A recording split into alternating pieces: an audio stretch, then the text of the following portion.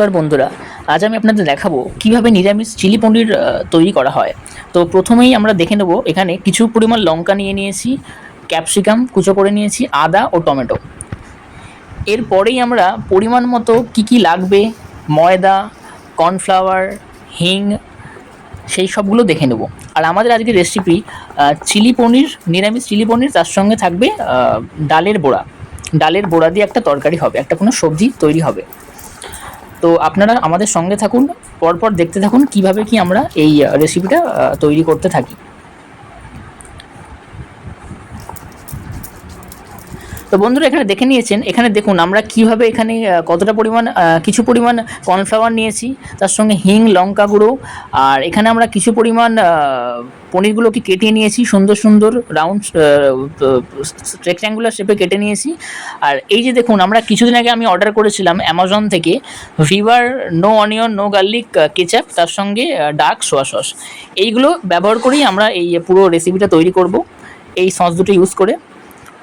এখানে দেখুন আমরা যে কোয়ান্টিটি ভাবে বা যেভাবে এই যে আমরা পুরো এই ম্যারিনেটটা তৈরি করছি, ওই হিং, এর মধ্যে হিং রয়েছে, ময়দা রয়েছে, কিছু পরিমাণ নুন, হলুদ, লঙ্কা গুঁড়ো দিয়ে আমরা পুরো ম্যারিনেটটা তৈরি করেছি। এবার কড়াই আমরা তেল দিয়ে দিয়েছি, কড়াটা গরম হওয়ার সঙ্গে সঙ্গেই আমরা কিছুক্ষণের মধ্যেই প্রত্যেকটা পনিরকে সুন্দর করে ম্যারিনেটটার সঙ্গে মাখিয়ে নেবো। মাখিয়ে নেওয়ার পর আপনারা দেখতে পাচ্ছেন আমরা কিছু কিছু করে আমরা কড়াই ভাজতে শুরু করব।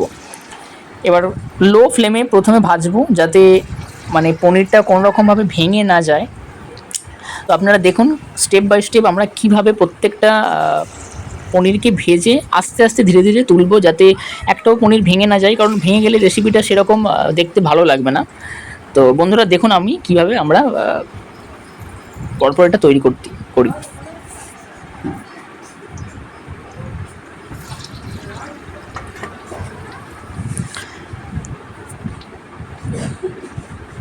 মোটামুটি পনির আমাদের বাড়িতে কম বেশি প্রায়ই হয়, অনেকে আমিষ করে প্লাস অনেকে নিরামিষও করে। তো এই পনিরটা পুরোপুরি এটা ভেজ পনির, কোনো রকম এতে পেঁয়াজ বা রসুনের কোনো রকম গন্ধ নেই, এটা পুরোপুরি একদম ভেজ। আর আমরা যে সসগুলো ইউজ করছি সেগুলো আমাদের অ্যামাজন থেকে আমি কিছুদিন আগে নিয়েছিলাম। ওই সসগুলো পুরোপুরি একদম নো অনিয়ন নো গার্লিক, কোনো রকম আমিষের গল্প নেই, পুরোপুরি সম্পূর্ণ নিরামিষ। এটা একটা চিলি পনির। দেখুন আমাদের পনিরগুলো অলমোস্ট প্রায় মানে ফ্রাই হয়ে গেছে, অলমোস্ট ভাজা হয়ে গেছে। আমরা এবার কিছু কিছু করে এগুলো তুলে নেব। তুলে নেওয়ার পর দেখুন দেখুন বন্ধুরা, কিছু কিছু পনির অল্প অল্প, মানে ম্যাক্সিমাম পনিরগুলো ভাজার সময় জুড়ে গেছে, একে অপরের গায়ে লেগে গেছে। তো সেইগুলো আমরা প্রথমে অল্প অল্প করে ছাড়িয়ে নেবো, কারণ জিনিসটা দেখতে ভালো লাগবে। তো এরপর আমরা ভেজে নেবো, আমরা ক্যাপসিকামগুলোকে ভেজে নেবো আস্তে আস্তে।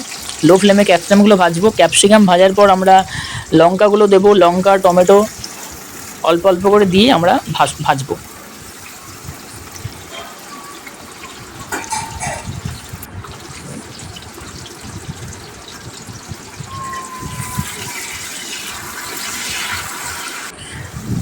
এরপর লঙ্কা দেবো, লঙ্কা টমেটোগুলো মোটামুটি মিডিয়াম ফ্লেমে ভাজতে ভাজতে তারপর আমরা আস্তে আস্তে কিছু একটা এই মশলা দিয়ে একটা ম্যারিনেট করব।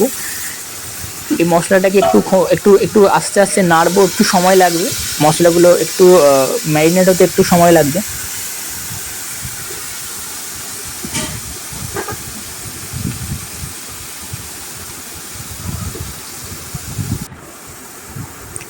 এরপরে আমরা বন্ধুরা দেখুন আমরা পরিমাণ মতো একটু নুন দিয়ে দেবো, প্রথমে মশলাটার উপর নুন দিয়ে দেবো, দিয়ে মশলাটা কষিয়ে নেবো। তার সঙ্গে চলে গেল আদা, একটু আদা দিয়ে দেবো, আদা পুরো বাটা করে পেস্ট করা। আদার সঙ্গে চলে গেল লঙ্কা গুঁড়ো, চিলি পাউডার,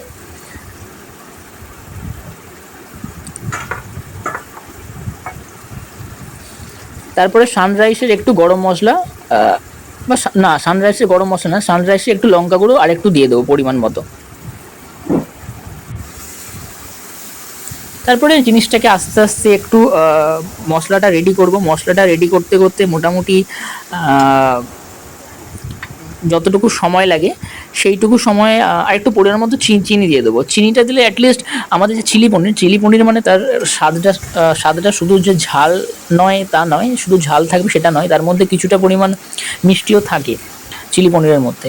সেটা আপনারা সবাই যে কোনো হোটেলে, যে কোনো রেস্টুরেন্টে আপনারা খেলে সেটা অবশ্যই খেয়ে দেখবেন অ্যান্ড বুঝতে পারবেন।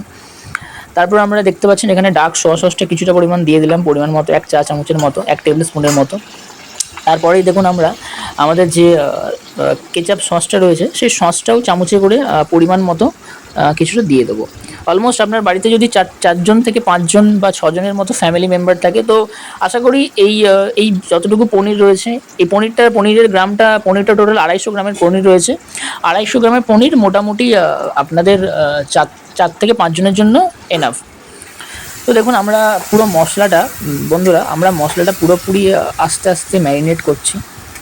মশলাটার মধ্যে সমস্ত কিছু চলে গেছে। এবার আমাদের যে পনিরের এক্সট্রা যে বেটারটা রয়ে গিয়েছিলো, পনিরের গ্রেভি দিয়ে বানানো যে পনির বা আমাদের পনিরের গায়ের ওপর যে বেটারটা লাগানো ছিল, সেই কর্নফ্লাওয়ারের বাটারটাকে আমরা অল্প পরিমাণ আমরা আমাদের মশলাটার উপর দিলাম, যাতে একটু জিনিসটা গাঢ় গাঢ় হয়। ওই বেটারটা পনিরে তো কিছুটা পরিমাণ মাখিয়েছি, প্লাস আমরা পুরোটাও এই সবজিটাই দিলাম। পুরোটা আমরা এই ক্যাপসিকাম ও টমেটোর যে মেন আসল যে গ্রেভিটা হবে সেই গ্রেভিটার মধ্যেও দিলাম। এরপরে একটু টাইম লাগবে, এরপরে এই মশলাটাকে একটু মাখিয়ে একটু লো ফ্লেমে একটু গ্রেভিটাকে আরও গাঢ় করতে হবে বন্ধুরা।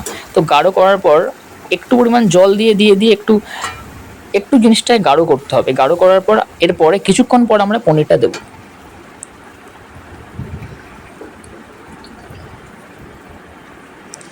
কিছু পরিমাণ জল দিয়ে দেবো, যাতে মানে খুব খুব খুব হিটের জন্য, যাতে পনিরে তো ম্যাক্সিমাম জল টেনে নেয়। তো যাতে একটু রস ভাব থাকে, একটু রসালো ভাব থাকে, সেটাও আমরা দেখব, যাতে পনিরটা একবারে না জলগুলোকে শোষে নেয় বা একবারে না টেনে নেয়, সেটাও দেখব। দেখুন আমরা পনিরগুলো দিয়ে দিয়েছি। পনির দিয়ে মোটামুটি আমাদের দেখুন কত সুন্দর লাগছে। চিলি পনিরটা একদম অলমোস্ট রেডি, প্রায় কমপ্লিট। এরপরে আপনারা মোটামুটি আপনার পরিবারের সঙ্গে পরিবেশন করতে পারবেন। ধন্যবাদ।